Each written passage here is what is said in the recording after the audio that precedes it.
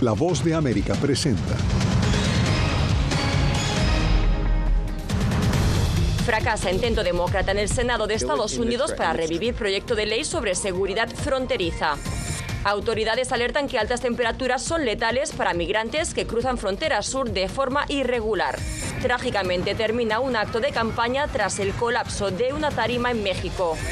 Casa Blanca reitera que no reconoce la jurisdicción de la CPI y rechaza equiparar a Israel y Hamás.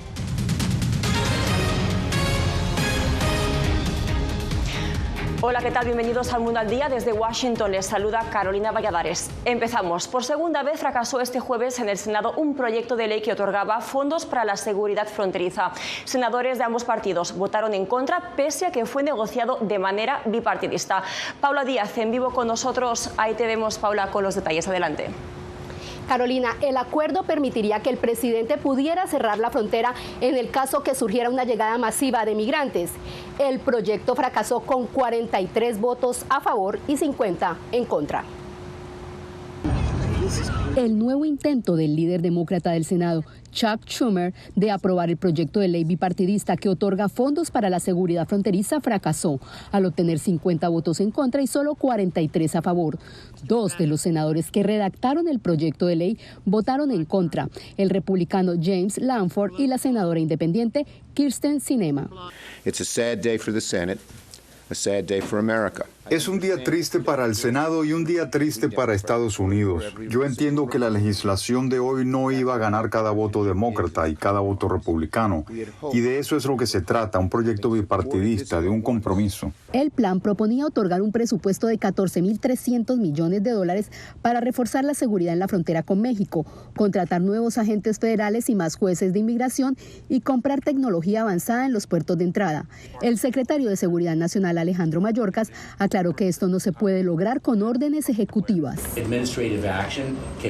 Acciones administrativas no pueden darle fondos al Departamento de Seguridad Nacional. Segundo, las provisiones en la legislación que permite la expansión de la deportación rápida no pueden venir de una acción ejecutiva. El líder republicano de la Cámara Baja, Mike Johnson, había calificado el voto en el Pleno del Senado como un intento de los demócratas para atacar lo que llamó la catástrofe en la frontera. Todas y cada una de las medidas que hemos enviado al Senado han sido bloqueadas por el senador Schumer. Si fuera serio en su intento de asegurar la frontera, el senador Schumer mencionaría la HR2, la Ley de Seguridad Fronteriza, que como todos saben fue el proyecto de ley de seguridad fronteriza más completo jamás aprobado por el Congreso. Bueno, y el presidente de la Cámara de Representantes, Mike Johnson, dijo también que los demócratas no se toman en serio el problema fronterizo y que tienen documentadas 64 acciones ejecutivas del presidente Biden que afirman ellos generaron el caos en la frontera. Gracias, Paula. Avanzamos. La Oficina de Aduanas y Protección Fronteriza de Estados Unidos advierte a los migrantes de no arriesgar sus vidas por emprender un peligroso viaje de cruzar la frontera ilegalmente, lo cual puede ser además letal con las altas temperaturas de este verano. Desde McAllen, Víctor Hugo Castillo, de hecho, nos informa. ¿Es agua fresca o del río? Agotados y con mucha sed. ¿Del río? Estos migrantes son capturados después de cruzar ilegalmente la frontera. Un agente de la patrulla fronteriza le brinda un bote de agua a este salvadoreño y se lo toma en solo segundos. Geográficamente hablando está el río, que es el peligro número uno. Y obviamente al momento de brincar recordemos está flora y fauna. ¿Qué peligro representa? Altas temperaturas, mala hidratación, malnutrición. Eso siempre juega un factor en contra del migrante. Las temperaturas superan los 38 grados centígrados a lo largo de la frontera del sur de Texas. Unas condiciones ambientales que representan un riesgo mortal para los migrantes. Tristemente hemos visto casos muy severos donde podemos encontrar al mismo migrante sin vida. La persona promedio no puede llevar suficiente agua para evitar una deshidratación, lo cual es potencialmente mortal en el transcurso de varios días perdidos en la maleza. No vale la pena, los invitamos a utilizar, ¿verdad?, la aplicación de CBP One para adquirir un pasaje legal aquí al país. A través de sus plataformas de redes sociales, Aduanas y Protección Fronteriza advierte que las temperaturas no dejan de subir por la frontera entre Estados Unidos y México. El calor extremo es un riesgo mortal para aquellas personas que intentan cruzar la frontera de manera ilegal y con frecuencia lleva al agotamiento por calor y deshidratación. Una vez que cruzan, entonces entran ya a un terreno completamente inhóspito para cualquier persona. En lo que va del año fiscal en curso, que inició en octubre de 2023 hasta finales de abril de 2024, la patrulla fronteriza ha rescatado a más de 3,000 migrantes y capturado 1,5 millones de migrantes en la frontera suroeste de Estados Unidos, de los cuales el 50% ha sido en Texas. Víctor Hugo Castillo, Voz de América, McAllen, Texas. Este año 2024 será un año con una temporada de huracanes en el Atlántico por encima de lo normal. La Administración Nacional Oceánica y Atmosférica de Estados Unidos se refiere a la estación de huracanes que empezará el 1 de junio y pronostica entre 17 y 25 tormentas con nombre, entre 8 y 13 huracanes, incluyendo entre 4 y 7 huracanes importantes. Considerando que una temporada promedio consta de 14 tormentas con nombre y 7 huracanes, este es el pronóstico más alto que la NOAA haya emitido jamás en mayo. Y también avanzamos, un fuerte viento de 5 minutos provocó el colapso de la tarima desde la cual celebraba un evento electoral Jorge Álvarez Maínez, quien es candidato a las elecciones presidenciales en México. Alex Ramírez nos amplía esta historia. El candidato presidencial Jorge Álvarez Maínez del partido Movimiento Ciudadano terminó en el hospital tras el derrumbe del templete en San Pedro Garza García, la misma población donde lanzó su campaña en el estado norteño de Nuevo León. Estoy muy consternado, muy triste por lo que sucedió. Vamos a estar acompañando a las víctimas. El propio presidente mexicano dio los detalles. Que perdieron la vida hasta ahora y esperemos que ya salgan adelante los heridos, 9 personas, la mayoría mujeres, un niño. Ante la tragedia, el candidato suspendió sus actividades en otros estados. Siguen siendo momentos de mucha incertidumbre y de preocupación, porque es una tragedia que las personas que vinieron a vivir un día de fiesta, de alegría con nosotros, con el conjunto, estén ahora siendo víctimas de esta tragedia. Sobre el estado de salud de los heridos, habló el gobernador de esa entidad. 121 pacientes, de los cuales 9 fallecieron, 27 siguen hospitalizados o en valoración y el resto ya fueron dados de alta por heridas menores. Esta tragedia ocurrió poco más de una semana de los comicios presidenciales previstos para el 2 de junio. Alex Ramírez, Voz de América, México.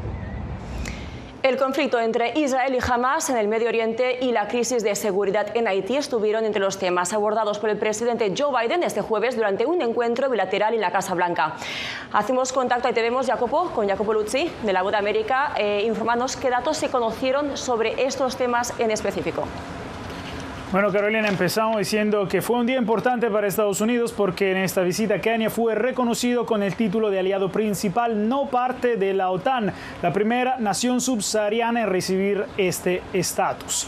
Un tema central fue la urgencia de establecer la seguridad ciudadana en Haití a través de un esfuerzo internacional. Y la guerra de Gaza volvió a ser mencionada por el presidente Joe Biden cuando habló de la Corte Penal Internacional. Escuchamos. En la primera visita de Estado de un líder africano en casi 20 años a la Casa Blanca, fueron varios los temas que Estados Unidos y el presidente de Kenia, William Ruto, discutieron. En particular, la crisis que vive Haití ahora. Pero también la guerra en Gaza fue un tema que los periodistas preguntaron al presidente Joe Biden. Sobre la Corte Penal Internacional, que emitió un mandato de arresto para el primer ministro Benjamin Netanyahu, el mandatario aclaró: No creemos que no reconozcamos la jurisdicción de la CPI, la forma en que se ejerce, y es así de simple. No creemos que haya una equivalencia entre lo que Israel hizo con Hamas. Hablando de Haití, Kenia y Estados Unidos afirmaron su compromiso mutuo por la estabilización de esta nación. El país africano, líder de la coalición internacional para ayudar al gobierno haitiano, espera con interés el despliegue de 1,000 agentes de su policía allí, pero sin dar una fecha. Kenia cree que la responsabilidad de la paz y la seguridad en cualquier parte del mundo, incluido Haití, es responsabilidad de todas las naciones. Al mismo tiempo, Estados Unidos descartó la hipótesis de enviar tropas a Haití porque generaría, dijo Biden, muchas preguntas. Sin embargo, el demócrata dijo: queremos hacer todo lo que podamos sin que parezcamos una vez más que Estados Unidos da un paso al costado y decide que esto es lo que se debe hacer. Los haitianos están buscando ayuda. La Casa Blanca dijo que, revisando con los miembros de la coalición internacional, brindará apoyo logístico, de inteligencia y de equipamientos para ayudar al país a volver a una situación de normalidad. La iniciativa de enviar agentes de policía kenianos, para la cual Estados Unidos ha prometido $300 millones de apoyo, enfrenta duros desafíos políticos y legales en Kenia y ha sido retrasada por la agitación política en Haití. La voluntad de Estados Unidos y de Kenia es ir adelante, pero sin tener un cronograma aún definido.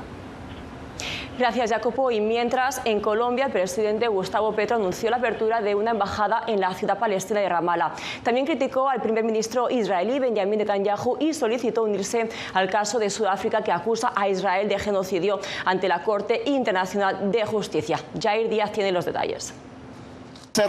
El presidente de Colombia, Gustavo Petro, ha dejado clara su postura sobre el conflicto entre Israel y Hamás. El pasado 2 de mayo cerró la embajada de Colombia en Tel Aviv y rompió relaciones con Israel. Ahora ordena la apertura de una embajada de Colombia en territorio palestino. La representación de Colombia en Ramala. Ese es el próximo paso que vamos a dar, y estamos seguros, obviamente, que cada vez más países van a reconocer a Palestina. Y esto no es nada en contra de Israel. Según el canciller de Colombia, Luis Gilberto Murillo, la decisión se tomó en coherencia con la posición que el país andino ha mantenido desde el inicio del conflicto, destacando que Colombia condena las agresiones de Hamás, pero también rechaza la respuesta de Israel. Sus acciones liderando el gobierno en Gaza están generando, como lo ha dicho el fiscal de la Corte Penal Internacional, una situación de genocidio. Es una decisión que, de cierta manera, hace justicia a más de 150 años de interacción entre el pueblo colombiano y el pueblo palestino. El politólogo Manuel Rayrán considera que Colombia debe tener en cuenta los acuerdos de Oslo para esta apertura diplomática en territorio palestino. Todo el trámite tiene que hacerse a través de Israel y en ese sentido, pues claramente la acreditación del cuerpo diplomático y rompiendo las relaciones con este país creo que va a tener una cierta dificultad de que se demore tiempo en abrir una embajada allí. En agosto del 2018, el entonces presidente colombiano Juan Manuel Santos reconoció a Palestina como Estado. Jair Díaz, Voz de América, Bogotá. El Departamento de Justicia de Estados Unidos presentó este jueves una demanda antimonopolio contra Ticketmaster y su empresa matriz Live Nation Entertainment, acusándolas de administrar un monopolio ilegal sobre recitales en vivo en Estados Unidos, sofocando la competencia y elevando los precios para los fanáticos. Así lo explicó el fiscal general Merrick Garland. El Departamento de Justicia presentó esta demanda en nombre de los fanáticos que deberían poder ir a conciertos sin que un monopolio se interponga en su camino. Hemos presentado esta demanda en nombre de los artistas que deberían poder planificar sus giras en torno a sus admiradores y no dejarse dictar por un monopolio ilegal. La demanda presentada en un tribunal federal de Manhattan busca romper el monopolio que, según dicen, está expulsando a los promotores más pequeños y perjudicando a los artistas.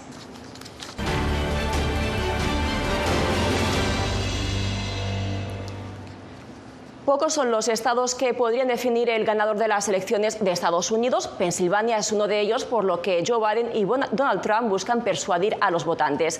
Laura Sepúlveda nos cuenta. Una marcada división política define al estado de Pensilvania y sus votantes. Elegimos a Donald Trump en 2016, elegimos a Joe Biden en 2020 y en ambos momentos hubo una diferencia de 40,000 votos u 80,000 votos en un estado de millones de personas. Explica el profesor de la Universidad de Temple, Michael Sances. Todavía hay mucha preocupación por la economía. La gente está preocupada por la inmigración y la frontera sur, a pesar de que Pensilvania no está ni cerca. Sánchez destaca que la campaña de Trump se ha enfocado en atacar a Biden y sus políticas migratorias y de energía.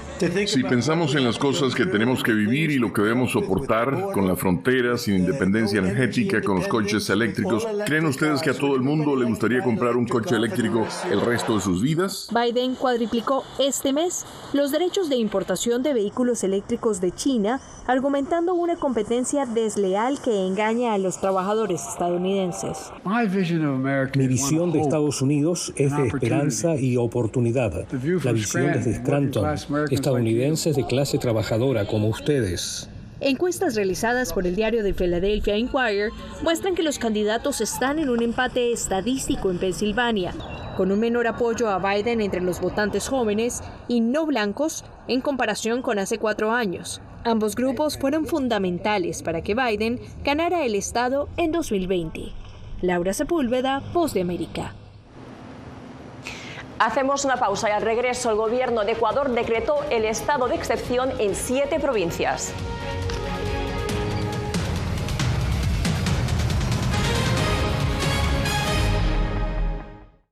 Мама ты жива? Мама ты жива? Ну, теперь не давай Боже. Еще этого испытать. Какие разрушения на Украине, кошмар.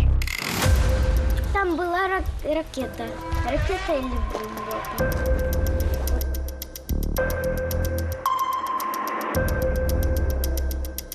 Я сподіваюся, що якщо через декілька років буде дивитися, війна все ж таки закінчиться. Перестали боятися. Ми свою молодість не повернемо. Я предположим, не предсказатель.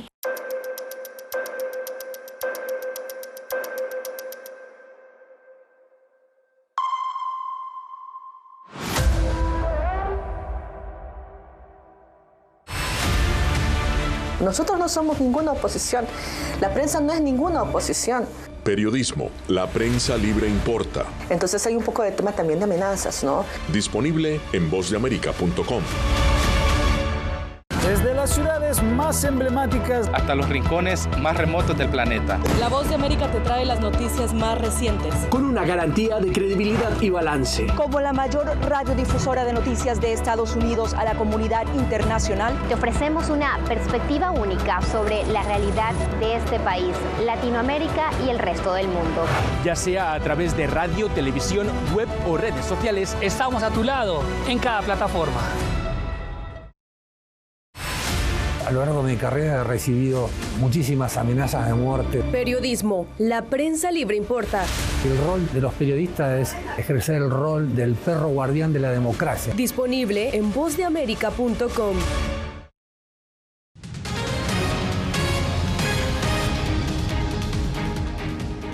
El gobierno de Ecuador puso en vigencia otro estado de excepción en 7 provincias en lo que el presidente Daniel Noboa calificó como la segunda etapa de la guerra contra el crimen organizado. Desde Quito, Néstor Aguilera nos cuenta. Bajo la premisa de que en 6 provincias ecuatorianas ocurre el 84% de homicidios intencionales, el gobierno del presidente Daniel Noboa puso en vigencia un nuevo estado de excepción durante 60 días. La medida además incluye al municipio Camilo Ponce Enríquez de la provincia de Azuay, aquejado por violencia extrema derivada de la minería ilegal. Y en 5 meses logramos devolverles la paz a los ecuatorianos, algo que nunca se había logrado antes. Hoy nos encontramos en una segunda etapa de la guerra, una guerra que se ha sectorizado. Las bandas criminales ante la ofensiva militar se han resguardado y atrincherado en 7 provincias. La nueva medida discutida durante un Consejo de Seguridad Pública del Estado se anunció horas después de nuevos hechos de violencia ocurridos en provincias del litoral como Manabí, donde entre otros se han producido masacres. El Consejo de Seguridad del Estado ha decidido de manera unánime respaldar al presidente de la República, Daniel Noboa, de manera unánime. La Policía Nacional también anunció la creación de fuerzas especializadas para enfrentar nuevas modalidades delictivas.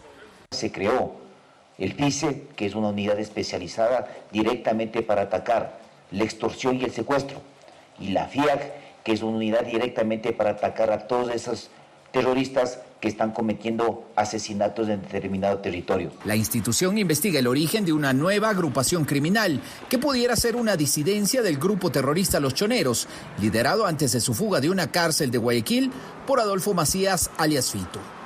Néstor Aguilera, Voz de América, Quito. Organizaciones de derechos humanos denuncian que el gobierno de Nicaragua reprime a las iglesias evangélicas. Reportan que hasta mayo más de 300 organizaciones protestantes han sido canceladas por el Ministerio del Interior. Donaldo Hernández nos cuenta. Esta semana, 4 organizaciones evangélicas fueron cerradas por el gobierno de Nicaragua. Según el colectivo de derechos humanos, ya suman más de 300 las asociaciones protestantes anuladas en 5 años.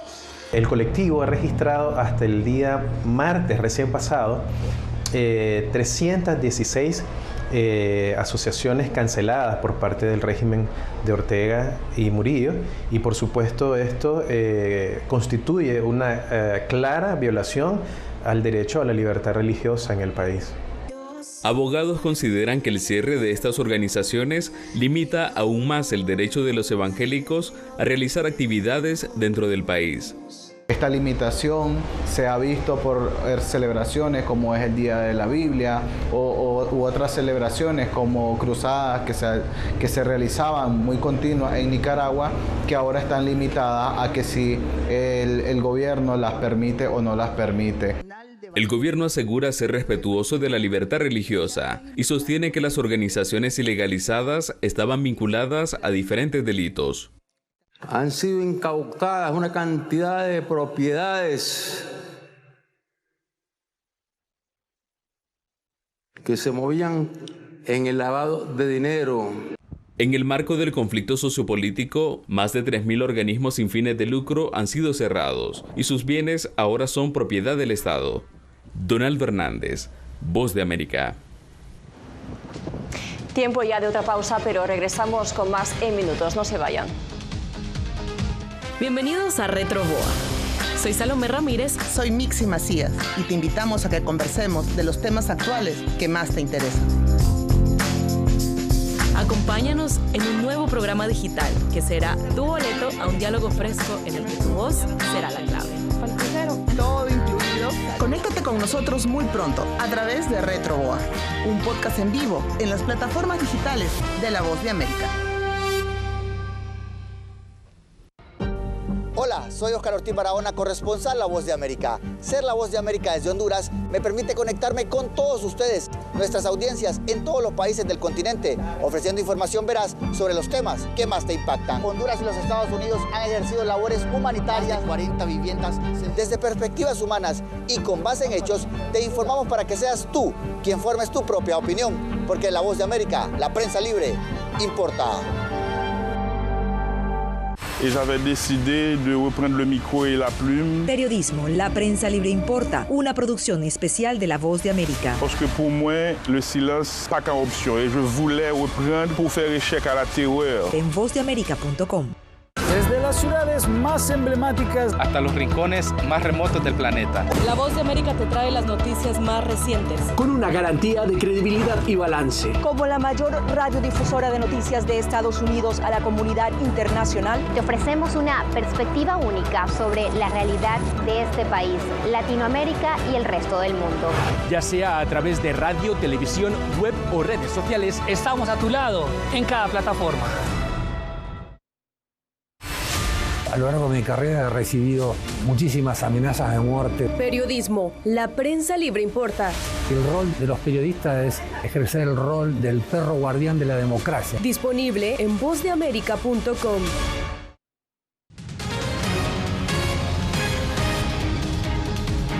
Ha pasado un mes desde que la empresa tecnológica Google abrió su oficina en El Salvador. El presidente Nayib Bukele asegura que su presencia ayudará a modernizar el país, pero algunos sectores desconocen aún cuál será el impacto en la economía nacional.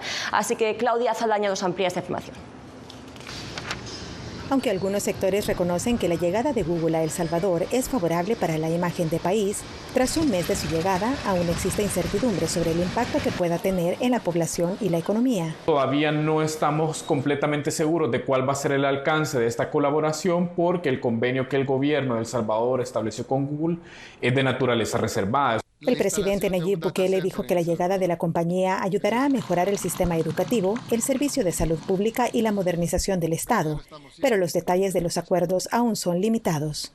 Comenzamos un viaje en conjunto, el gobierno de El Salvador y Google, para modernizar el gobierno, para traerle quizás mejores cosas a la gente de El Salvador. Esto es un ejemplo de que El Salvador ya no es el mismo país que era antes. Para el economista Otto Rodríguez, la llegada de Google es positiva, pero aún no tiene claro si esto tendrá un impacto directo en la economía, pues opina que la instalación de la oficina no implica la generación de empleos a nivel local, sino más bien una inversión del país.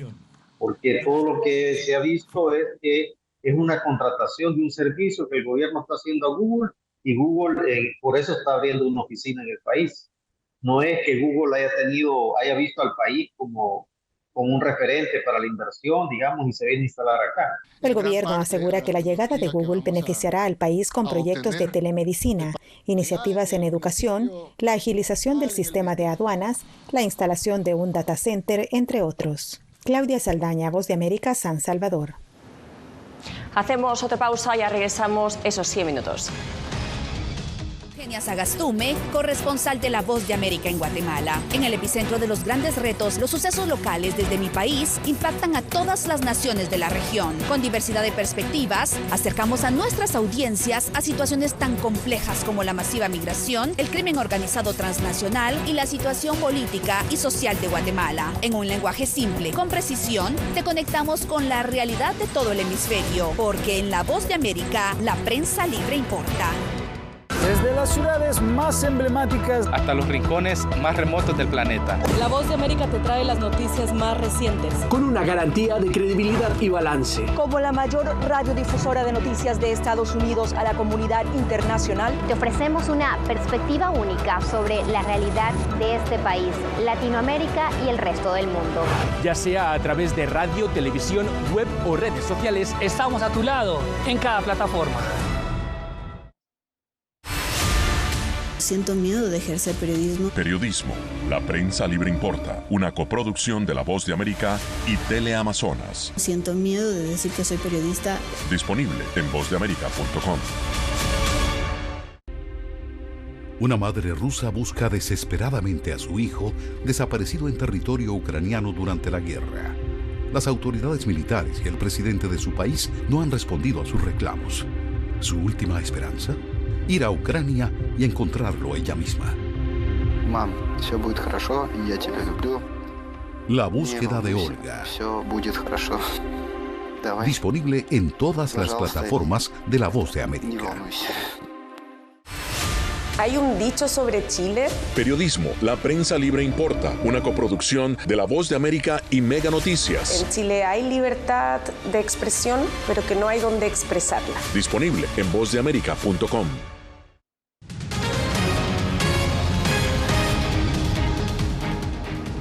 En Petare, una de las barriadas más pobladas de Caracas, activistas sociales, en alianza con un grupo de biólogos, buscan transformar las platabandas de esta comunidad en pequeños oasis verdes. Álvaro Agarra nos cuenta.